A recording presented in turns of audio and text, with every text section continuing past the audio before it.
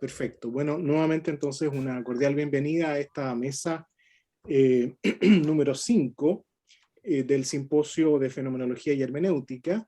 Tenemos esta tarde en principio, ¿cierto?, 3 presentaciones y me corresponde en primer lugar presentar a Paulina Pochart, quien nos va a hablar de el tema explorando las posibilidades y límites de la teoría del reconocimiento en contextos interculturales en Chile, el reconocimiento en el proceso de evaluación pericial psicológica e imputados mapuches en el sur de Chile. Entonces, Paulina, bienvenida, muchas gracias por estar aquí y puede usted por favor comenzar. Muchas gracias, Hardy.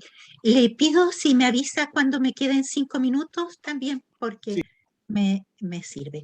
Y ¿puedo compartir pantalla? Sí, perfecto.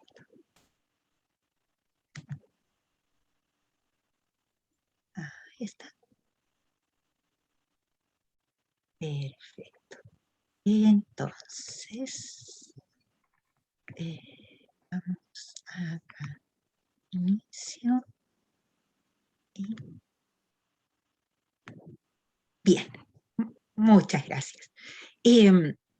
Esta presentación se basa en mi tesis de doctorado en estudios interculturales y se refiere a la exploración que quisiera mostrar un poquito acá con respecto a las posibilidades y los límites que pueden tener las distintas teorías del reconocimiento al ser aplicadas a una situación concreta, empírica, que quiero mostrar ahora, ¿no? Esta tesis pretende abordar o intentar un diálogo interdisciplinar entre la psicología y la filosofía, y específicamente en la filosofía, las teorías críticas del reconocimiento. Parte de la comprensión de intentar en este diálogo la comprensión de un problema de la práctica psicológica, cuál es la evaluación pericial psicológica, y a la vez poder comprender cómo se da o cómo se muestra el reconocimiento en sus distintas formas y modos en este proceso de evaluación pericial psicológica.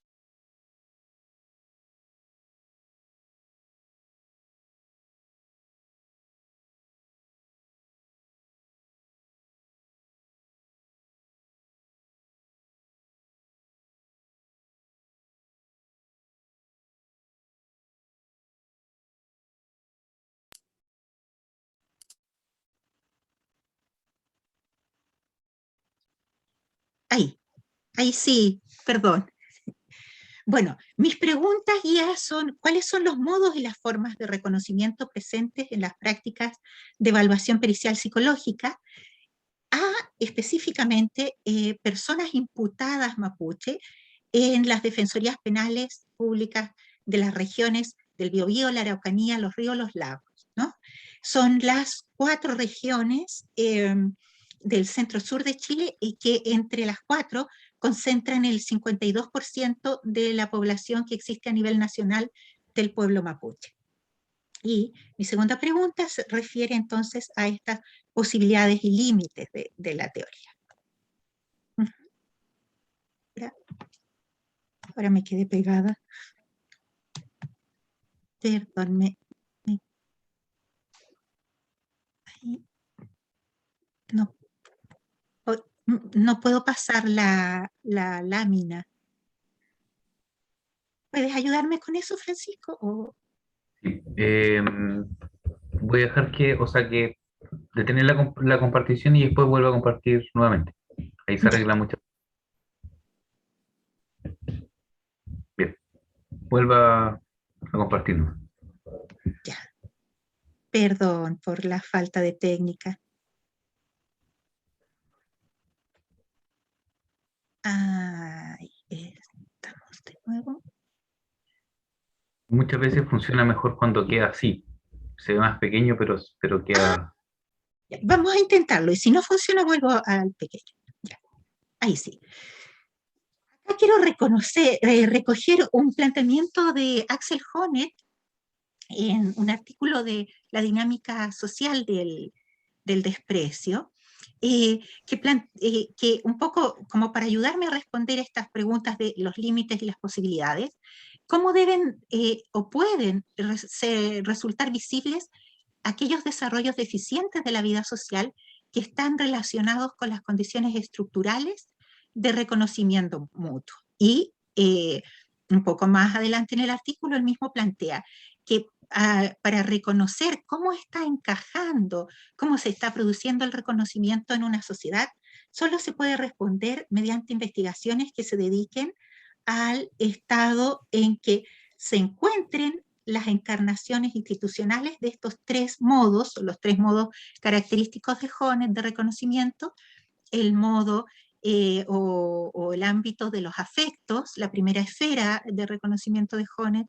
donde está todo el reconocimiento al sujeto desde lo afectivo, en el núcleo de la familia, por sus cuidadores, y también está toda la esfera de lo corporal, ¿no? La segunda esfera es la esfera del derecho, que en sentido amplio, además de los derechos y deberes que se le reconocen a cada uno, también se reconoce su condición de dignidad, ¿no? Y la tercera esfera es la de la solidaridad, que también es el reconocimiento de la valía social de las personas.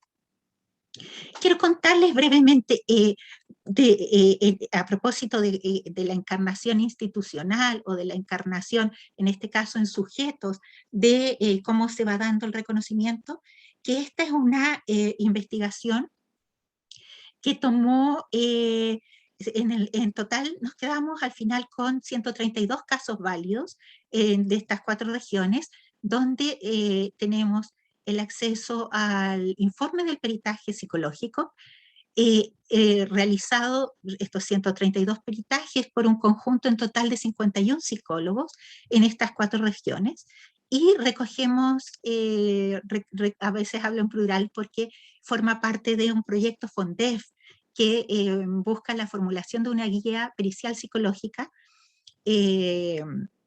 con pertinencia cultural. Yo soy la tesista de doctorado de FONDEF, ¿no? Entonces, mucho de este trabajo ha sido en parte colectiva y en parte yo voy ahí sacando y concentrando lo que es pertinente a mi tesis, ¿no?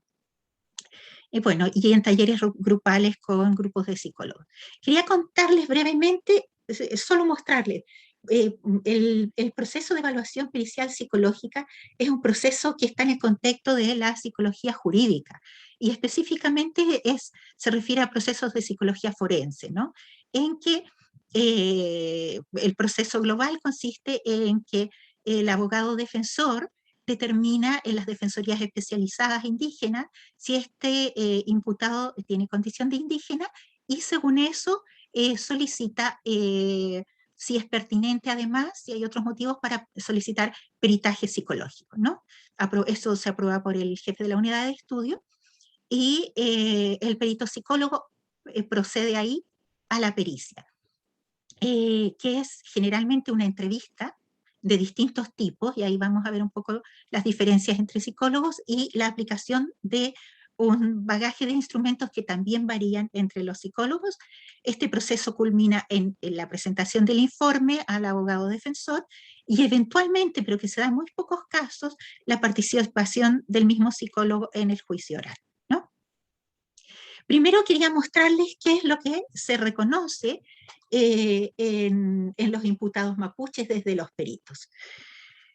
Se reconoce, se observa que se reconoce más lo que falta, y lo que falta, y aquí entramos en materia, lo que falta desde una psicología que tiene una perspectiva occidental, y que todos estos psicólogos, salvo uno, me parece, o dos, son chilenos. Entonces, es una psicología que viene además con toda esta corriente occidental y que enfrentada a un sujeto que pertenece a otra cultura, tiene que recurrir a maneras de acercarse a esta cultura, ¿no? Y lo que encontramos primero es que lo que más aparece desde los informes son el origen rural, una baja escolaridad que está asociada también a abandono temprano de la escolaridad, ingreso temprano al mundo del trabajo, vagancia, carencias socioeconómicas, carencias afectivas, situaciones de maltrato, etcétera, etcétera, ¿no? Quiero dejarlo planteado, lo voy a retomar un poquito más adelante cuando hable un poquito de Judith Butler. Bien, ¿qué nos aportan los teóricos de las teorías del reconocimiento? ¿No? Voy a partir por Axel Honneth primero, y voy a ir en relación a eso haciendo un poco de diálogo entre los demás. Axel Honneth nos proponía, como les decía yo, estas tres categorías, pero sin embargo es notorio que algo nos queda inmediatamente afuera. Y es que Honneth no tiene categorías para las diferencias culturales, por lo menos no claramente definidas. No podría deducirlas con cierto esfuerzo, pero no están claramente definidas. Y esa es una de las críticas o de los límites que podemos encontrar. En todo caso, dentro de sus potencialidades está primero el planteamiento de la gran cuestión del reconocimiento, y algo que aparece cuando empezamos a acercarnos a los resultados es que de estos 132 casos que les menciono, solo en menos del 4%, un 3,8% de los informes, menciona la condición de ser persona mapuche de ese imputado. Y acá vuelvo a recurrir a Honneth cuando él habla de la invisibilidad, lo que no se ve. Y en este caso surge la pregunta de los peritos psicólogos no ven la condición mapuche o la ven y en pro de una pseudo neutralidad que está muy, muy teñida en la psicología, omite esa categoría, pero que también nos dice que si la omiten como por un afán de neutralidad, hay una connotación con respecto a la condición de mapuche, ¿no? Entonces, Honneth plantea este tema de la invisibilidad, donde muchas veces no se ve al otro, y en este caso yo plantearía que no se ven características centrales del otro, como es la cultura de origen, por decirlo de alguna manera, y eso queda obliterado, se saca del marco de mirada, ¿no? Otra limitación de Honneth, pero que esa es ha sido ampliamente debatida, sobre todo por Nancy Fraser, es la no consideración también del tema de la distribución. Lo que caracteriza a todos estos, o a la gran mayoría de estos imputados, casi a todos, y probablemente caracteriza a todos los imputados, o muchos imputados de todo el mundo, es sus condiciones de carencias y de pobreza, ¿no? Quedan al final de esta línea de distribución, son los que quedan en los márgenes de la sociedad y son tienen ocupaciones muy precarias, son generalmente oficios que no requieren mayor escolaridad, pero que además son muy mal pagados, ¿no? Y eso también se oblitera, se suele mencionar, pero no se reconoce o no se problematiza en los informes, salvo en algunos casos. Luego, quisiera irme a partir un poco de estas carencias. Hay muchas carencias afectivas, y ahí tenemos un apoyo teórico en Jessica Benjamin. Jessica Benjamin es filósofa y también es psicoanalista. Y ella tiene un análisis muy importante que yo tomo para problematizar también con respecto a los psicólogos, porque ella plantea que en psicoterapia está la posibilidad de abrir un espacio que ella denomina el tercero del reconocimiento. Es decir, el mismo terapeuta construye en ese caso, la persona consultante, construye un espacio donde lo reconoce, y al construir ese espacio de reconocimiento, y también al escuchar y aceptar por válidas sus planteamientos, sus quejas, sus dolores, está siendo un testigo. El problema, y eso lo podemos encontrar porque no es fácil traspasar, no es posible quizás traspasar esta situación a la situación de una evaluación en peritaje. Es una evaluación clínica la que se hace, pero no va a conducir a una psicoterapia con ese mismo psicólogo. Entonces, puede muchas veces que este espacio que se abre para reconocer al imputado es probablemente una de las pocas veces en que alguien le puede preguntar quién es, qué quiere, qué le ha pasado en su vida, etcétera, etcétera, pero al no poder concretarse en algo que conforme un espacio real de reconocimiento, el psicólogo podría quedar en una situación de ser testigo fallido, lo que es muy doloroso, ¿no? Yo puedo reconocer, pero hasta ahí nomás. Y lo que yo reconozca, ni siquiera lo voy a poder ver con usted directamente, sino que se lo paso al abogado defensor y él verá con el juez. Por lo tanto, queda también como afuera de la acción, de la posibilidad de agencia, queda este sujeto imputado, ¿no? Bien, Judith Butler recoge también que los marcos de reconocimiento, que el reconocimiento se da en ciertos marcos, y plantea también ahí el problema de la precariedad o precarity, en el sentido de que hay muchas situaciones que afectan a los seres humanos que no son producto de la precariedad ontológica que tenemos como seres humanos, de nuestra fragilidad propia, sino que son producto de situaciones sociales que conforman circunstancias en que se es más precario aún. Uh-huh. Y ese es un aporte muy importante en este caso, en que hay una historia en la región, en realidad en el territorio mapuche, hay una historia de despojo más o menos compleja según los lugares, pero que de alguna manera ha dejado al pueblo mapuche en una condición de pobreza. Concretamente, la región de la Araucanía, que es donde más se concentra, ha sido por décadas, en el siglo XX, fue por décadas la región más pobre del país, ¿no? Bueno, Judith Butler nos permite reconocer eso. Y finalmente Raúl Forné Betancourt nos plantea algo que es muy importante, y es que el reconocimiento se da en un contexto, y en un contexto social y cultural que además habitualmente es asimétrico. Por lo tanto, acá hay que entrar a trabajar, plantea Betancourt, en un proceso que es dialógico, pero que tenemos que considerar que tiene estos elementos de asimetría, que son finalmente relaciones de poder, nos vuelve a recordar Judith Butler, ¿no? Paulina, le quedan 5 minutos para que lo tenga en cuenta. Voy a cerrar entonces, gracias Harvey.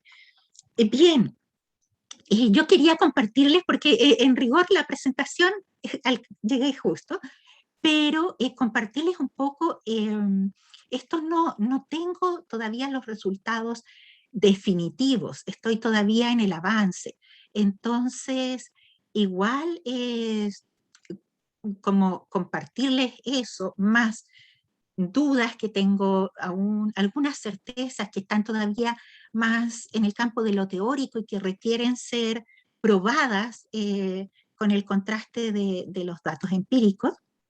Y también si quieren y pueden, me encantaría escuchar preguntas, dudas, porque en el fondo mi interés de venir a mostrar este trabajo era un poco como cuando uno está avanzando y de repente dice, me encantaría hablar esto con otras personas. Lo hablo con bastantes personas en el proyecto del FONDEF, sobre todo, en el mismo doctorado, en esos espacios, pero siguen siendo espacios cercanos, donde probablemente la esfera de la solidaridad se contamina con la esfera de los afectos, entonces me gustaría poder generar también un espacio donde, sin dudas, preguntas, eso. Muchas gracias, Harvey. Perfecto, Paulina, muchas gracias.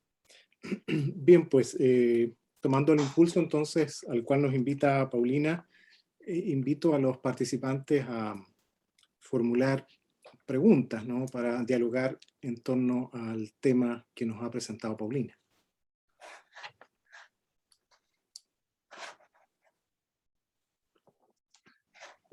Bien, veo a Cristóbal Balbontín levantando la mano. Cristóbal, por favor. Bueno, muchas gracias, Hardy, por darme la palabra. Felicitar a Paulina por la excelente exposición. Muy clara, digámoslo así, y muy sugerente. Yo, Paulina, quería en realidad, hacerte una punta que yo creo que es relevante para la tesis que tú quieres deducir. Tú, dentro de las críticas que formulas contra Honneth, digamos, te apoyas en Judith Butler, ¿cierto?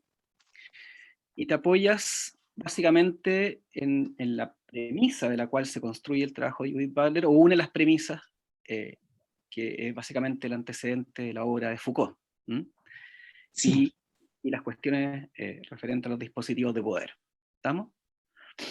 Y por esa vía, Judith Butler deduce una crítica a Axel Honneth, que es básicamente no advertir, o que Honneth no habría advertido, que las formas de reconocimiento a través de las cuales se adjudica una identidad, puede ser también un mecanismo de dominación, y adjudicar una identidad negativa, una forma de sujeción, de producción de subjetividad, en este caso a través de la producción de una identidad pública. Da la impresión que en este caso tú te abres a esa posibilidad en la atribución de una identidad al interior del marco de un dispositivo, que en este caso es la institución judicial, ¿no es cierto? Sin embargo, Honneth contesta esta crítica. Y yo no sé, la primera pregunta es si tú estás al tanto de esa respuesta, que Honneth la contesta en el texto La sociedad del desprecio, y concretamente en un artículo que se llama El reconocimiento como ideología. Entonces la primera pregunta es si es que está familiarizado con esta respuesta que hace, con este descargo de Honneth frente a Butler. Eso sería lo primero, y luego a partir de tu respuesta, la segunda pregunta, y nada más por mi parte. Este año tengo el libro de La sociedad del desprecio, y la verdad es que no, Cristóbal, no me he leído esa parte todavía. Efectivamente, me quiero profundizar en eso, sí. Porque entonces eso me da el pie para complementar la intervención. Por favor. Porque básicamente es muy importante, digamos, ese artículo dentro del trabajo de Honneth, porque digamos que es la posición donde Honneth valía su teoría frente a Foucault, nada menos, indirectamente a través de Butler, señalando que habrían dos formas posibles de reconocimiento. Por cierto, una dimensión negativa o una forma de dominación atribuida a los dispositivos institucionales, una forma de reconocimiento vertical, en que se atribuye una identidad y una forma de reconocimiento, pero implícitamente hay una forma de dominación. Eso ocurre también, por ejemplo, en el mundo de la empresa, donde se estimulan formas de reconocimiento, en el fondo para obtener más rendimiento por parte de los trabajadores y mayores formas de productividad y de sumisión a jefatura o formas de autoridad. Y frente a esa, Honneth establece paralelamente una forma ética de reconocimiento, dada por un tránsito vertical, sino más bien horizontal, y que tendría una dimensión ética, intersubjetiva, y que justamente tendría una dimensión emancipadora, que no se produciría, por lo tanto, en esta dimensión vertical. Y él hace claramente la distinción, entonces, en estos reconocimientos en términos positivos, A en términos negativos. Te lo menciono porque yo creo que puede enriquecer tu tesis, precisamente porque paralelo a esta crítica que tú pretendes introducir, digámoslo así, o apoyarte en ella, tú también mencionas las formas de reconocimiento precisamente intersubjetivos que podrían darse como metodología terapéutica en el trabajo clínico.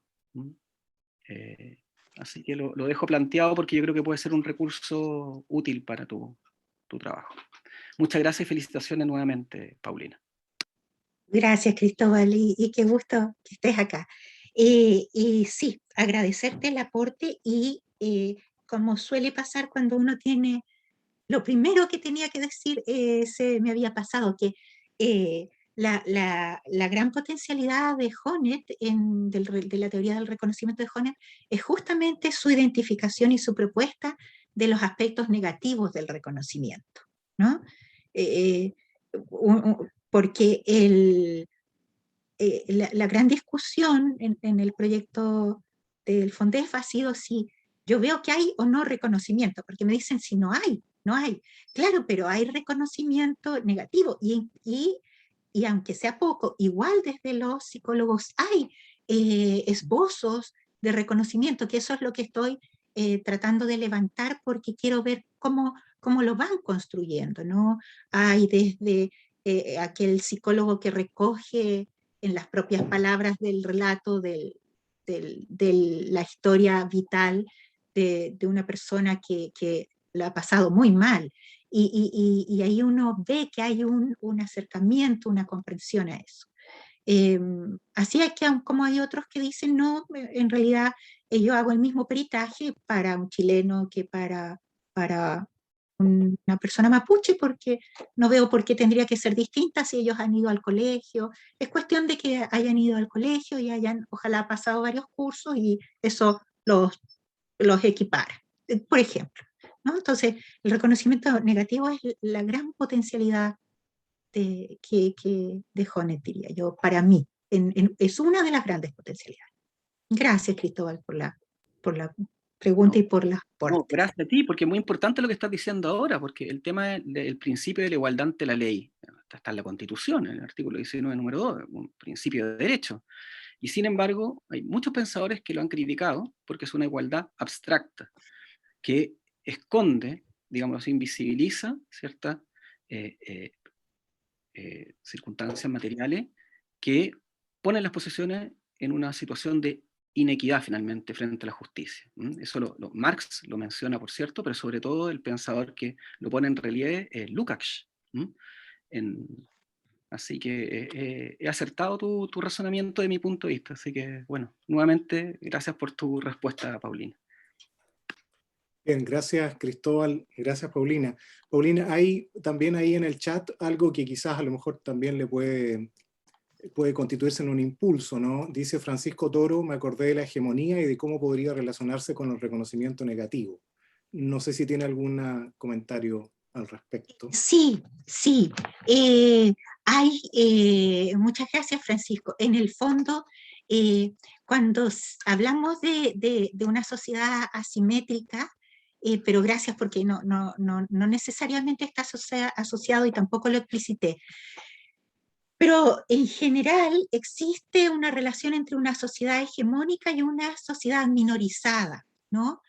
Y posiblemente, o sea, lo más seguro, pero no tengo todavía cómo fundamentarlo bien trabajado eso, pero es bastante claro que la relación entre la sociedad nacional chilena y la relación con el pueblo mapuche es una relación hegemónica, de una cultura hegemónica. Y dentro de esa hegemonía, lo que me preocupa a mí también es que creyendo estar haciéndolo muy bien desde la psicología, porque estamos tratando a todos como iguales, estamos reproduciendo una relación hegemónica en que no solo es la hegemonía del poder, sino también la hegemonía epistémica. O sea, son las pruebas que se aplican son todas algunas pocas europeas y la mayor parte de Estados Unidos. Las teorías que sustentan son todas europeas.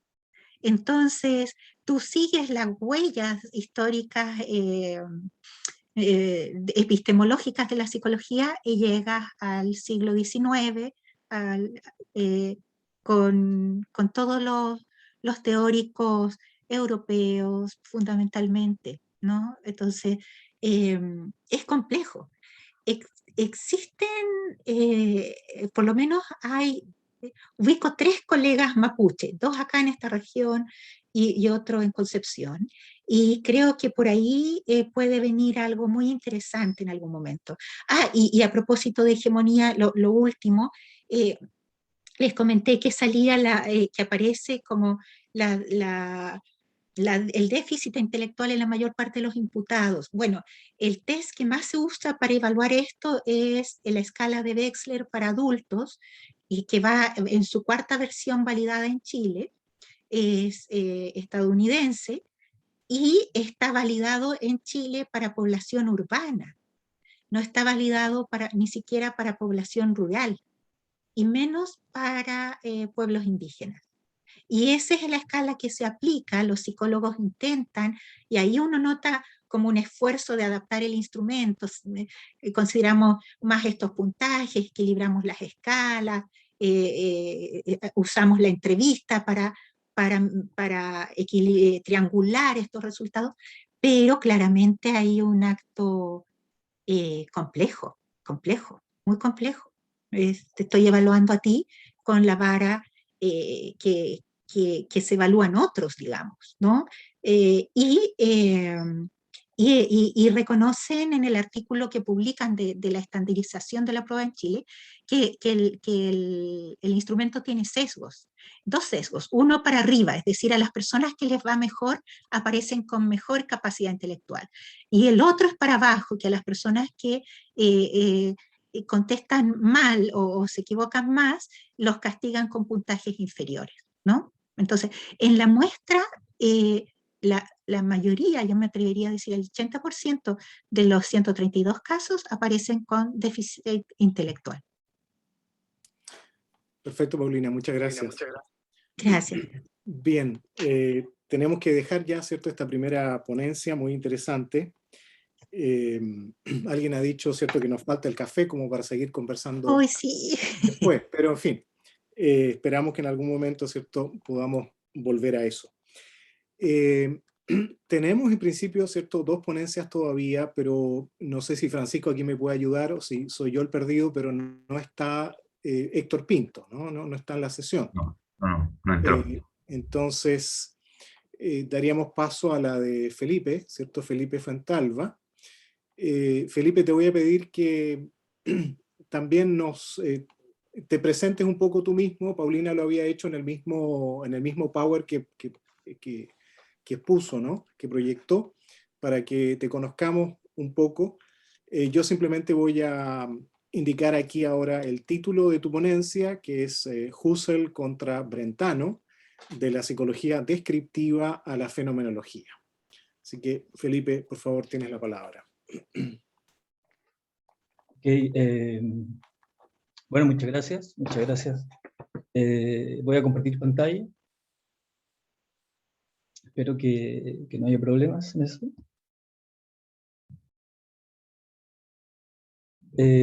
Bueno, lo voy a mantener así. Creo que se ve. Por lo que dijo Francisco Donantes, que si lo ampliamos había problemas. Bueno, buenas tardes. Felipe Fuentalva es mi nombre. Trabajo como docente en la Universidad de Concepción y soy candidato a doctor de filosofía por la Universidad Alberto Hurtado. Y lo que voy a presentar ahora es algo bastante breve, que es como un desglose de mi tesis de doctorado. No es el tema de mi tesis, pero sí es un asunto que se me presentó y que es un asunto bastante especializado, pienso yo, pero que, bueno, puede que a gente interesada en el tema de la fenomenología sobre todo le parezca interesante. Tengo que mencionar que soy becario de la ANE, es una de las exigencias, ¿verdad? Bueno, básicamente lo que yo quiero exponer son distintas opiniones sobre cómo es que Husserl supera a, no sé si superarse a la palabra exacta, sino que cómo es que Husserl intenta dejar atrás a la psicología de Brentano. Y es bastante curioso que más de 100 años después todavía hayan opiniones disímiles sobre cómo Husserl entendió a Brentano o cómo Husserl malentendió a Brentano, según algunos. En esto yo me voy a basar básicamente en dos textos, en la psicología desde el punto de vista empírico de Brentano en 1874 y en las investigaciones lógicas de Husserl de 1900 y 1901. Generalmente, bueno, Husserl fue, para los que no están familiarizados, Husserl fue discípulo, alumno de Brentano. Su entusiasmo por el estudio de la conciencia parte con Brentano. Sin embargo, él luego se distancia del método. Ahí me voy a guardar mis conclusiones, pero se distancia de Brentano por razones que él da en varias de sus obras, sobre todo en la segunda edición de la investigación. Pero sin embargo, hay todavía distintas opiniones sobre en qué consiste esa ruptura. La opinión tradicional, como está acá en el primer punto que yo he puesto, que es que en estricto rigor la ruptura de Husserl con Brentano se produce en 1913, que es cuando Husserl publica Ideas, el primer tomo de Ideas, y se inicia la llamada filosofía trascendental, fenomenología trascendental. Hay otra opinión, en Rollinger, por ejemplo, en su libro sobre la escuela de Brentano, sostiene que en estricto rigor el método de la fenomenología de Husserl no se diferencia mucho de la de Brentano en cuanto a método, sino que es una diferencia de ontología, porque Husserl acepta esencia, ¿verdad? Y Brentano no puede aceptar eso. De hecho, Brentano siempre se manifestó en contra de esa búsqueda de esencia de Husserl. Morán, por ejemplo, en su libro sobre la fenomenología, sostiene que en estricto rigor la ruptura no es en 1913, sino que ya en la primera edición de las investigaciones Husserl ya ha roto con Brentano. Y que, aunque Husserl no es explícito en eso, se puede notar. Mayer y Erhard en un artículo de 2019, y McDonald en un artículo sobre Brentano de 2011, perdón, 2019-2011, sostienen que si bien Husserl rompe con Brentano y la fenomenología rompe con la psicología de Brentano, en última instancia la fenomenología es consecuencia directa de la psicología empírica, casi como si fuera como una consecuencia inevitable de la psicología empírica. Y Werner, Kern y Marbach, en su famosa introducción a Husserl, sostienen que Husserl en estricto rigor no entendió a cabalidad a Brentano, sino que lo entendió medio. Lo que es bastante curioso, pero vamos a ver que tienen razón en ciertos puntos, según yo, tienen razón en ciertos puntos. Y sobre las coincidencias que están acá, voy a volver al final para cerrar, ¿sí? Esta exposición son 20 minutos, ¿verdad? Yo la he resumido todo lo posible, porque siempre me pasa que no me alcanza el tiempo, y espero que me alcance el tiempo ahora. Básicamente yo hice esta tabla donde pongo los puntos de vista principales de Brentano y los puntos de vista principales de Husserl y los contrasto. Y voy a explicar los de Brentano y voy a explicar las críticas que Husserl le hace a esos puntos de vista de Brentano y las conclusiones a las cuales llega. Bueno, la psicología del punto de vista empírico, Brentano famosamente divide el ámbito del ser en fenómenos psíquicos y fenómenos físicos. Y él sostiene que el objeto de estudio de la psicología, de su psicología, la psicología empírica, psicología descriptiva, es los fenómenos psíquicos. Los fenómenos psíquicos para Brentano se caracterizan por lo que él llama que tienen inexistencia intencional, que es como que el fenómeno exhibe intencionalidad. Y que se caracterizan porque presentan objetos a la conciencia, los fenómenos psíquicos. Por ejemplo, un fenómeno psíquico para Brentano sería el escuchar un sonido, el imaginar un triángulo, el ver un árbol, o sea, el proceso de presentación de algo a la conciencia, eso le llama Brentano fenómeno psíquico, y además él divide los fenómenos psíquicos en tres: las presentaciones, la Vorstellung, o sea, que yo traduzco por presentaciones, a veces se traduce por representaciones, la Vorstellung, que son las presentaciones, los juicios que se fundan en las presentaciones, y los actos de amor y odio que también se fundan en las presentaciones. Entonces, para Brentano, según su esquema, resumiendo, a la conciencia le llega, que entre paréntesis, la palabra, la Vorstellung, es como traducen los alemanes la idea de Descartes. Entonces, Brentano en el fondo sigue todavía la línea cartesiana. Recuerden que Descartes decía que las cogitaciones eran ideas, juicios y voluntades y aspectos. Bueno, Brentano sostiene, tenemos presentaciones, juicios y actos de amor y odio. Los actos de amor y odio, el juicio, se fundan en las presentaciones. Entonces, si yo tengo una idea, por ejemplo, si yo tengo la presentación de un árbol, puedo yo aceptar o rechazar esa presentación, y además puedo sentir placer o displacer, por ejemplo, sobre esa presentación. Y esas son las características, sí, a grandes rasgos, del fenómeno psíquico, que exhiben intencionalidad. No es el caso con los fenómenos físicos. He puesto acá un asterisco porque la definición en el texto de Brentano sobre los fenómenos físicos es súper ambigua, súper ambigua. Voy a leer la definición y luego la voy a comentar. Esto está todo en la psicología del punto de vista empírico. Dice Brentano, ejemplos de fenómenos físicos, dice él, son un color, una figura, luego dice un paisaje que veo, un acorde que oigo, el calor, frío u olor que siento. Fíjense que esto es súper, esto es contradictorio, y en estricto rigor este párrafo no exhibe con claridad la postura original de Brentano, o la postura correcta de Brentano, porque lo que Brentano entiende por fenómenos físicos son los que tradicionalmente se llaman las cualidades secundarias del sujeto. O sea, por ejemplo, Brentano entiende color, Brentano sostiene que nosotros, nos llegan a nosotros, por ejemplo, colores, sonidos, sensaciones de calor, de frío, etc. Y es muy curioso que él, además, sostenga que son fenómenos físicos también un paisaje o un acorde. Porque un paisaje ya diríamos, son cualidades secundarias ordenadas. Un acorde también son cualidades secundarias en cierto orden. Entonces, vamos a ver que Husserl se cuelga de esta ambigüedad en la definición de Brentano para criticarlo. Ya, pero en estricto rigor, para Brentano, los fenómenos físicos, diríamos, son las cualidades secundarias. Colores, sonidos, oídos, sensaciones de calor y frío, por ejemplo. Y el asunto es que para Brentano, sin embargo, esos fenómenos físicos no nos deben hacer creer nunca que existe un correlato real, extramental, de esos fenómenos físicos. Entonces, yo tengo, por ejemplo, tengo sensaciones visuales de un árbol, por ejemplo, pero yo no estoy autorizado para sostener que existe realmente ese árbol, sino que lo que yo sencillamente tengo es la sensación del árbol.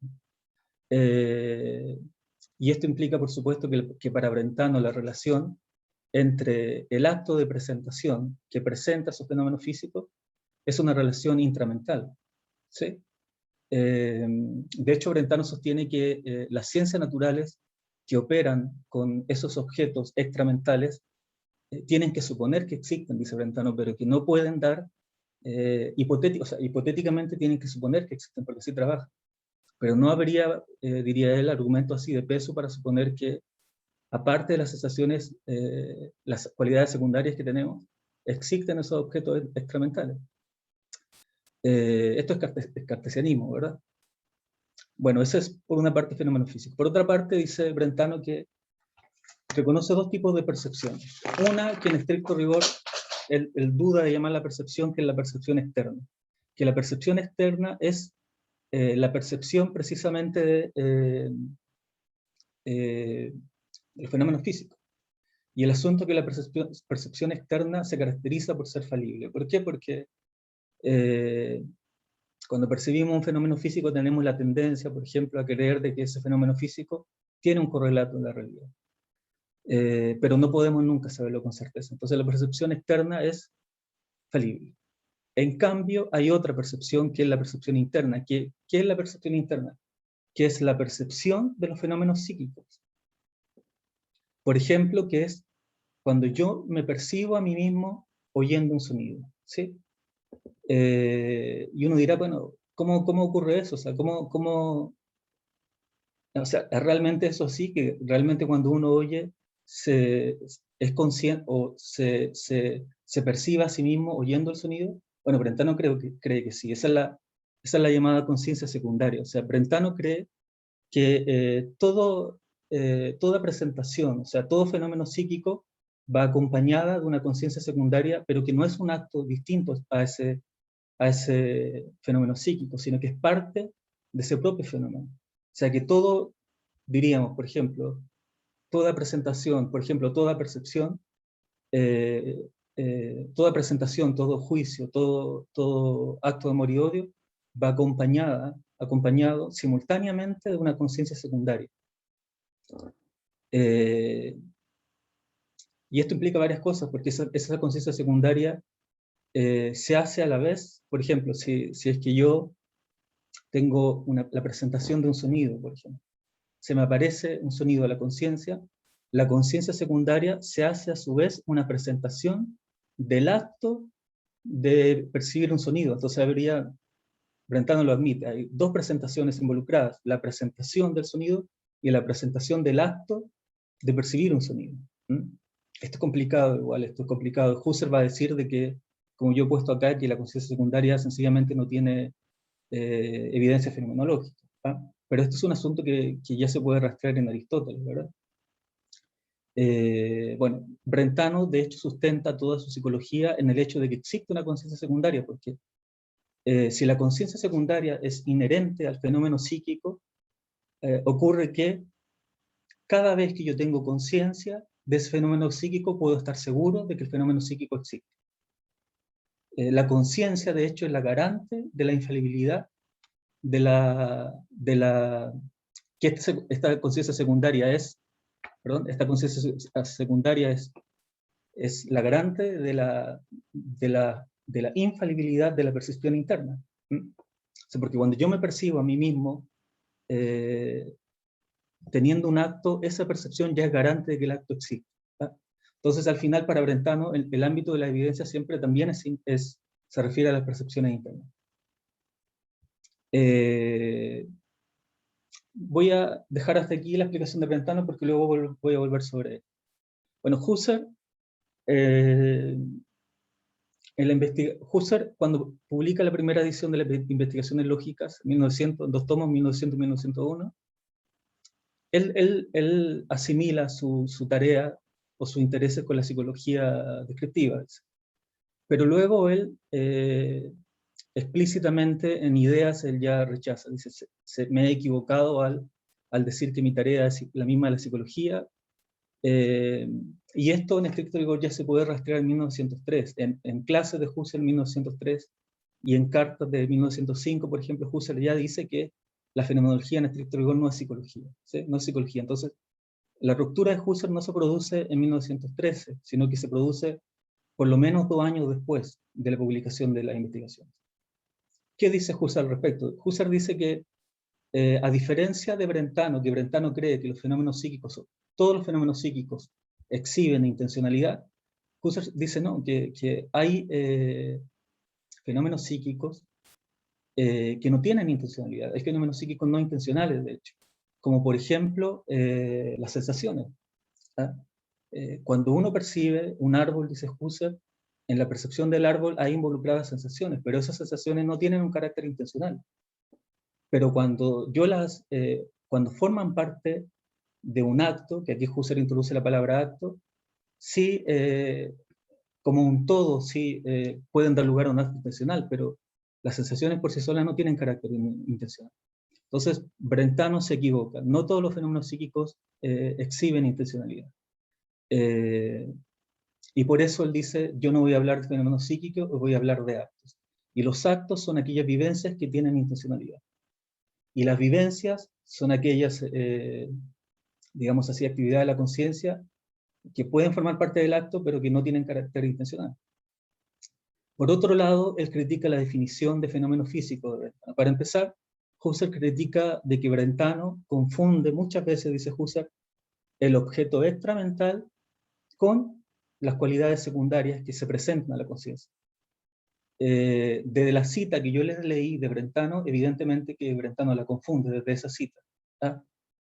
Pero la postura original, la postura real de Brentano, y que queda clara cuando uno revisa el resto de la psicología, es que para Brentano los fenómenos físicos son las cualidades secundarias que reciben.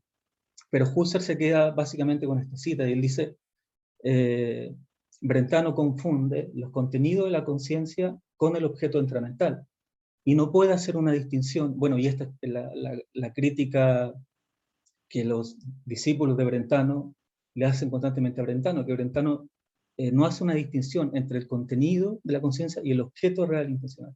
Y Husserl se da cuenta, y es muy curioso, bueno, mucho se ha escrito de cómo Brentano no vio esa distinción, pero que cuando uno percibe un árbol, uno no ve las sensaciones, las cualidades secundarias de la percepción del árbol, ¿verdad? Uno percibe el árbol. Nadie ve colores cuando ve un árbol. Los colores son parte de la percepción del árbol, pero la atención no está dirigida a eso. Entonces Husserl le dice, bueno, tampoco la definición de fenómeno psíquico está adecuada. Y esto le lleva también a rechazar la idea de percepción externa, porque claramente dice él que Brentano, por lo tanto, se equivoca porque él sostiene que él le llama percepción externa a la percepción de las cualidades secundarias, pero las cualidades secundarias son intramentales. Y si son intramentales, no puedo yo equivocarme al respecto, no puedo equivocarme en ello. Por otro lado, dice él, Brentano dice que las percepciones internas son infalibles, y Husserl da el ejemplo del dolor, de que, por eso, cuando por ejemplo uno siente un dolor en una muela, ese dolor de muela, según Husserl, mezcla percepciones externas y percepciones internas, porque el dolor de muela, por ejemplo, se me manifiesta como la vivencia de dolor, pero a la vez el dolor de muela se me da situado corporalmente. Y muchas veces ocurre que el dolor de muela yo lo siento en tal muela, y cuando en rigor la muela que realmente me dolía era otra. O sea, los dolores son confusos, cuando uno confusos para situarlos corporalmente. Entonces no se puede tampoco restringir la infalibilidad, ¿no?, a las percepciones internas. Y por ende también Husserl sostiene, ¿no?, que la tesis de la conciencia secundaria no se puede sostener. De hecho, Husserl dice, los fenómenos psíquicos, los fenómenos, la vivencia de la conciencia, es tarea del fenomenólogo, perdón, transformarlo en fenómeno, es decir, que aparezcan. Pero de por sí, por lo general, no aparecen. No hay algo así como una conciencia secundaria. Y esto me lleva a las distinciones más importantes, que es que para Brentano, y esto también Husserl lo recalca, para Brentano fenómenos serían todos los elementos de lo que Husserl llama un acto. Y Husserl en cambio dice no. Husserl en la segunda edición de la investigación en lógica admite al menos dos nociones de fenómeno. Una noción de fenómeno restringida, diríamoslo así, que es aquello que se intuye, y el propio acto de presentación de lo que se intuye. O sea, eso sería para Husserl un fenómeno, pero esto tiene que ser sacado a la luz por el fenomenólogo. Es decir, reitero, para Husserl el fenómeno sería lo intuido, y también el acto de presentación de lo intuido, o el acto de intuir lo intuido. Pero que todo eso no lo habría visto Brentano. Y la intuición, y la distinción principal acá ya de método es que para Brentano el modo de acceso a nuestras vivencias es una percepción interna de las vivencias que está garantizada por la existencia de una conciencia secundaria.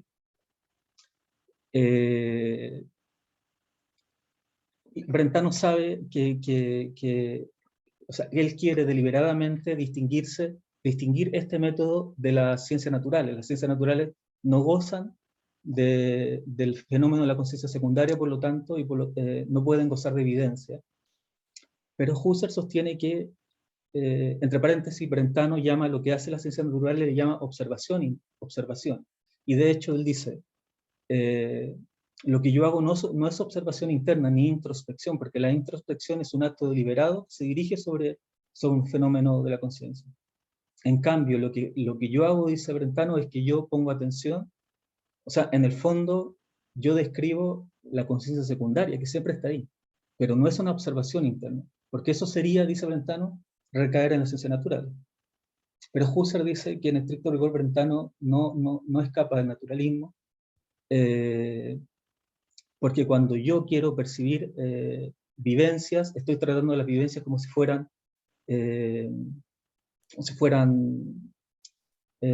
objetos existentes reales, por decirlo así, objetos de la naturaleza. Y por eso él propone que lo que hay que hacer, y esto es explícito en la quinta investigación, lo que hay que hacer, dice él,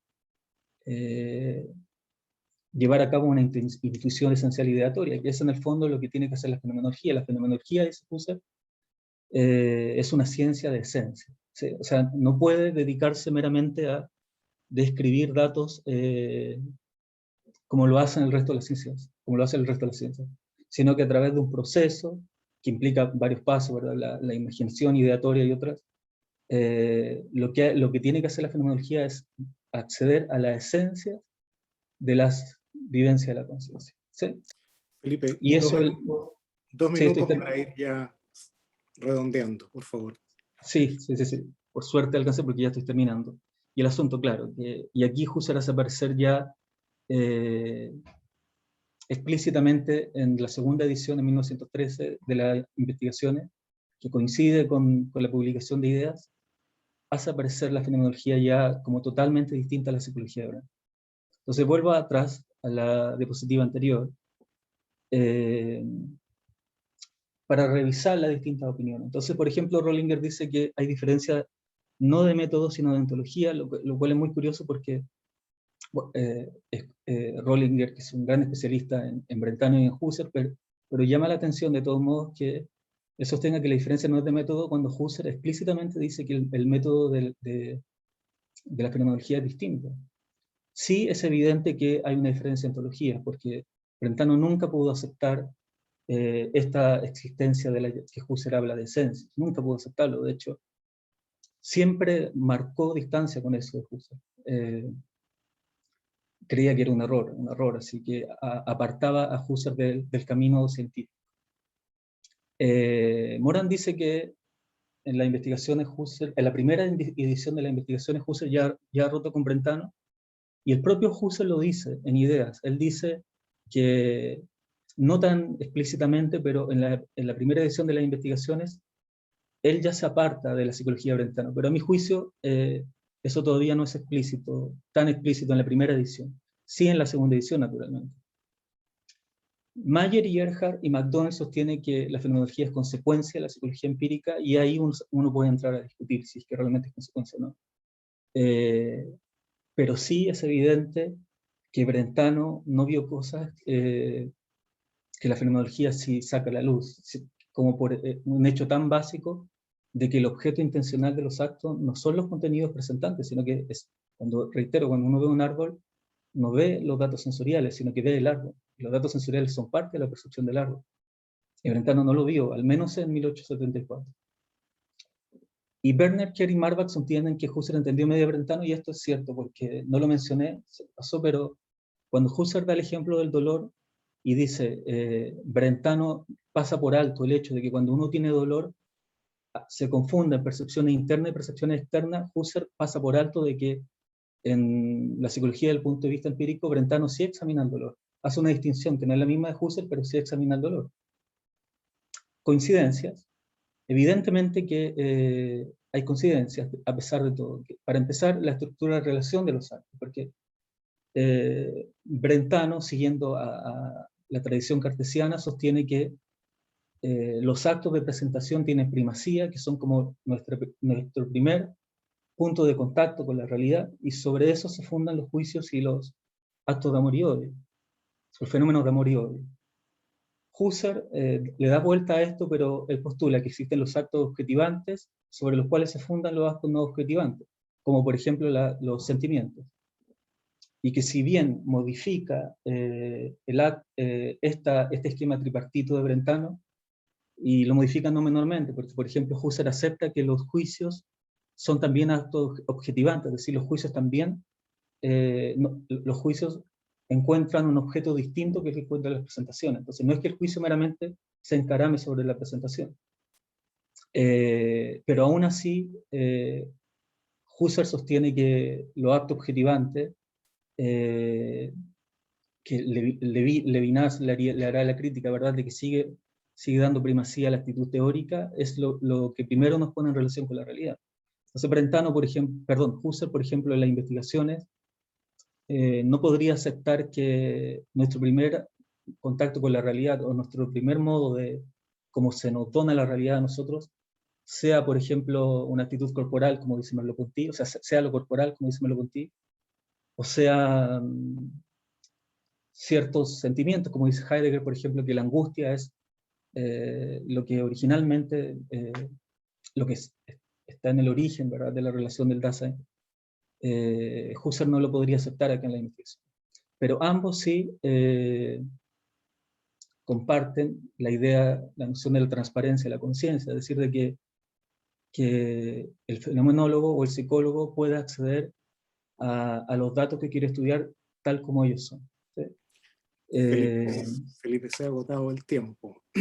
Vale. En todo caso, tenemos todavía algo para poder dialogar, y entonces allí puede redondear si que hubiese algo que quisiera completar. Bien, entonces agradezco la ponencia, ¿cierto? Muy interesante, muy compleja, y damos paso al diálogo. Si hay alguien que quiera hacer alguna pregunta, ¿cierto? Algún comentario en torno a lo que nos ha expuesto Felipe.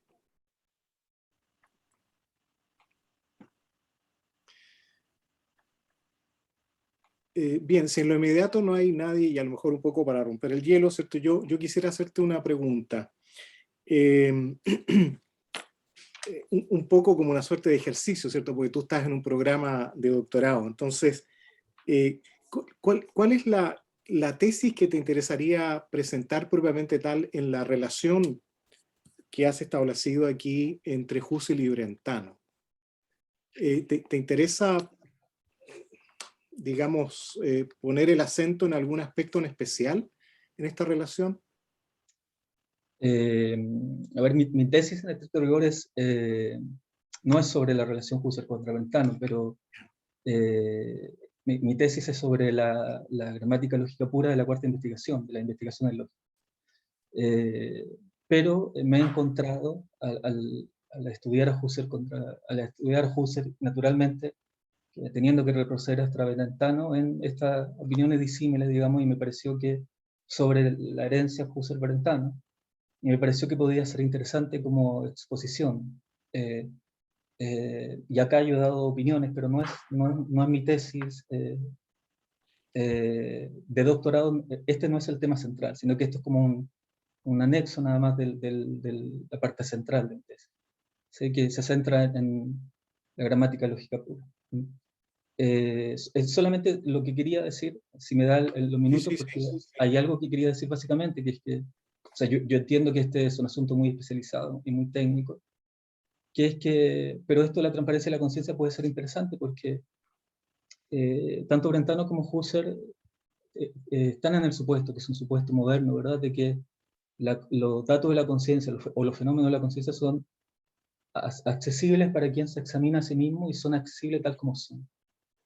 Y Paul Ricoeur, recordemos que Paul Ricoeur critica eso a Husserl. O sea, por ejemplo, le critica la reducción a Husserl y dice que la reducción en estricto rigor no se puede llevar nunca a cabo completamente porque siempre hay una opacidad, dice Paul Ricoeur. Entonces, nunca se va a lograr esa plena transparencia. Y yo creo que yo estaría más de acuerdo con Paul Ricoeur en ese sentido, pero naturalmente Husserl cree que la fenomenología puede acceder a los fenómenos tal como son a través del método adecuado. a los datos de la conciencia. Perfecto, gracias. Está abierto el diálogo por si alguien quiere formular algún comentario adicional.